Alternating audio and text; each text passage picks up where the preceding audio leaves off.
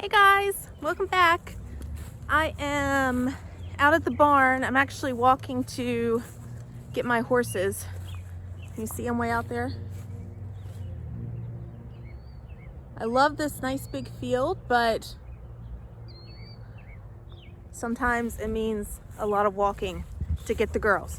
I wanted to just chat quickly today, and I just got off of work and came straight out here, and I'm exhausted, so forgive my dark circles under my eyes and my messy hair and everything else. But I wanted to chat a little bit today because I've been reading another book. It's called The Obstacle is the Way. And I'm really loving this book so far because it really talks actually a lot about what we've talked about on here some before, about trusting the process and working through failure and working through hard things and kind of coming out on the other side of it. And you know, it's really a good book. I haven't finished it. I'm only halfway through, but I'm really liking it so far. Sorry, I'm looking down because I don't want to step on snakes or anything else dangerous. I was reading this book and really thinking about how it applies to like some things in my personal life, you know, related to work, the horses, this, that, and the other. And I really started thinking about a few things, but one of them that I wanted to share on here with all of you is kind of how it made me start thinking about the horses. Because as I've shared with you on here before, my one horse is hurt. And I really haven't figured out exactly what's going on, exactly how long it's going to take to do the recovery. You know, there's so much uncertainty. So we're trying to work through that. And it's really easy to be bummed out about that because I really had such high hopes for her this season as far as barrel racing and rodeoing. There she is right there.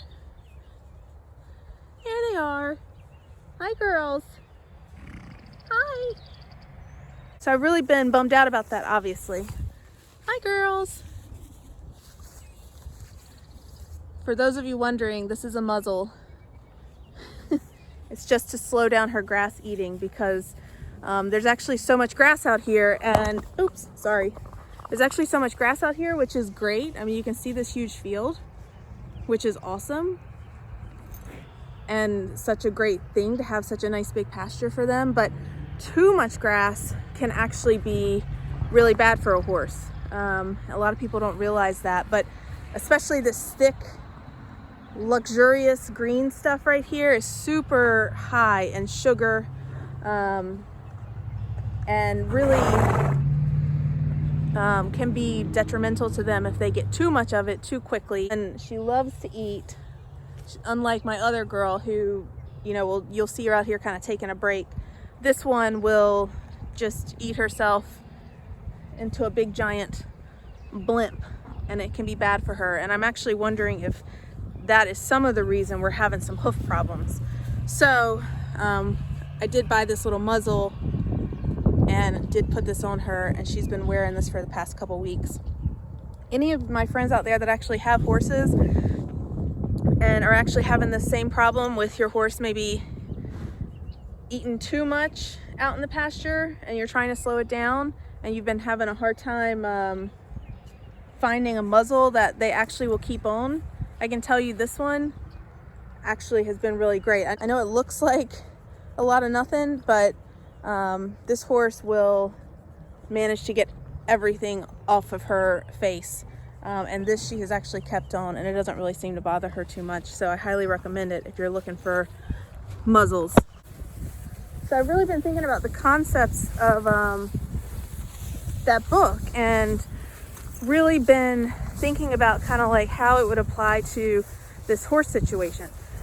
And like I said, one of the key kind of takeaways is really learning to instead of trying to avert obstacles or complain about them and run away from them, it's about how do you use obstacles to create something positive or productive.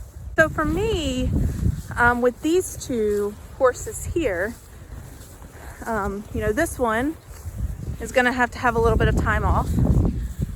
So this one though is fortunately right now healthy, and we can still go up and down the road.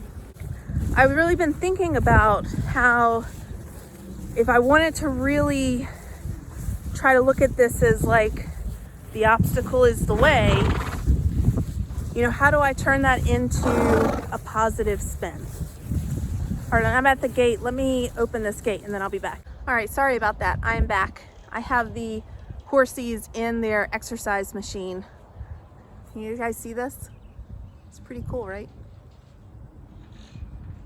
Just a walk for a couple minutes, but then we'll turn it up to a trot and let them just do a little jog for a little bit, just like on a treadmill.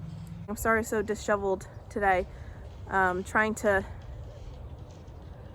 do this video at the same time trying to get barn stuff done and get home and go to sleep. But so back to the obstacle is the way. So for these two, I've really started thinking that this might be a really cool opportunity, a really cool excuse for me to really focus all of my energy and effort on my one horse, the one that is currently, fortunately healthy enough to be out there running and competing. And it's kind of a cool opportunity when you look at it from the lens of, I wouldn't have that if my one horse was 100% healthy, because I know myself and I know I would feel very guilty if I was ignoring one horse and putting all of my energy and focus into the other horse. I would feel like I was wasting time. I would feel like I was wasting money to go to jackpots if I wasn't using the opportunity to run both of them. I just know that would never work. So I wouldn't be able to do something like that unless I had an opportunity just like this, where one horse unfortunately just physically can't do it right now and it's not really in my control. Just tried to prop my phone up over here so I don't have to hold it out here like a crazy person while I watch these girls do their treadmill work for a couple minutes here. So what's cool about that, and if you don't ride horses yourself or barrel race, it might not intuitively make a lot of sense to you right off the bat, but what's super cool about that is horses are very different. Just like people, they have different styles, they have different personalities, they have different little quirks, and they feel different under saddle. So barrel racing is a game of timing, right? If you look at the difference between a first division barrel racer and a second division champion barrel racer, the difference is a half of a second. And if you look at something like a pro rodeo, the difference between winning the pro rodeo and placing completely out of the money is even less than that. The winner might be a 15.11 and the loser might be a 15.19 or something. So it's really crazy the timing to a sport like this. You have to be so precise, and precision is so important. So you can imagine how the rider knowing the horse and vice versa really comes into play. My two horses actually are very different styles. So my one horse, the one that is currently hurt and can't be doing something aggressive like racing, she is very much a a hard stopper, a hard sharp turner. Like, she charges into a barrel, and when she gets up to it, she just slams on the brakes and she cuts that thing so tight and so close. That's her style. So I really have to ride her up into the pocket, is what we call it. Like, I really have to push her all the way and get her all the way past that barrel before she snaps back, to keep from hitting it. Whereas my other horse is very much a speed style running horse. Like, she just wants to go. Like, she's not going to hit a barrel. Even if you try to make her, she will not come over top of a barrel. Like, she's gonna just run right past it, not really have a lot of slowdown, and you're gonna have to get her to like bring herself back in. So the two of them are very different. My one horse doesn't want to give herself enough room. My other horse gives herself too much room naturally. So when you're trying to ride two different style horses and you're trying to be like the best you can be at something, it's easy to see how that can mess up your timing with the other animal. Even if you're very much aware of the difference between the two, when you're out there making a run, you know, natural muscle memory and stuff takes over, and you gotta really have a lot of awareness to ride that animal to the best of your ability to do it justice. So what if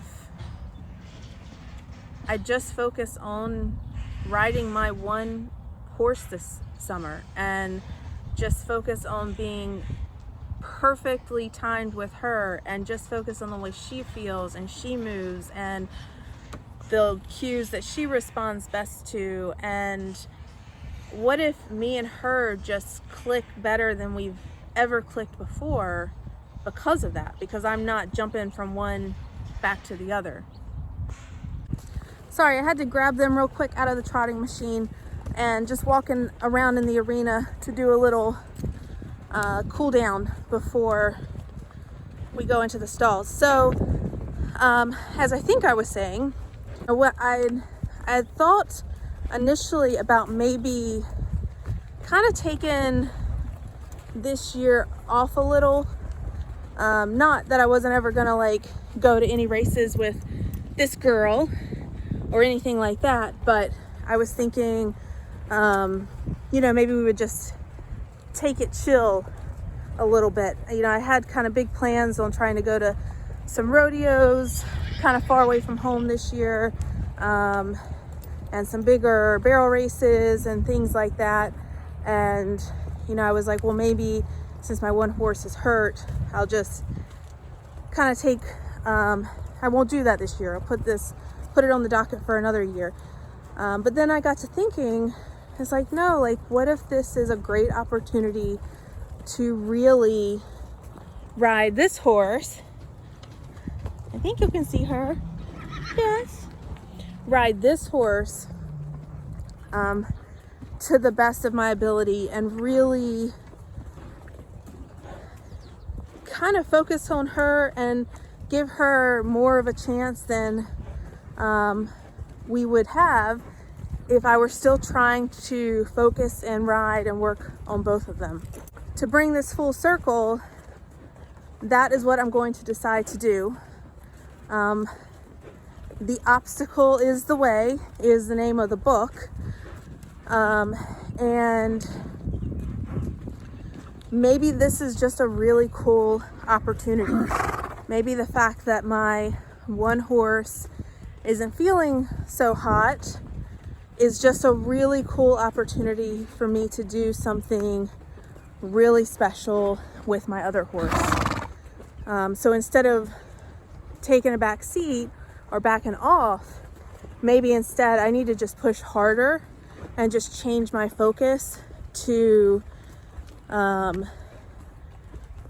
really making this year the year that I see what me and Cheyenne can do.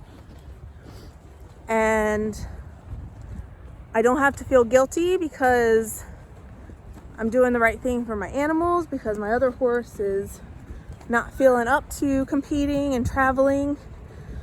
She can just be home getting healthy, and who knows like what might happen if I do that. If I haul my healthy horse to all these different jackpots, all these different rodeos, do all these things, who knows? Like, it might be a big blessing in disguise.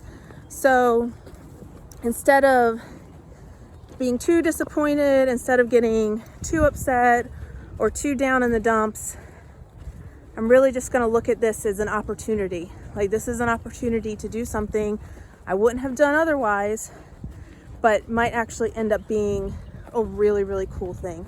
So we'll keep you posted, of course, on how everything is going, and have a great rest of your day.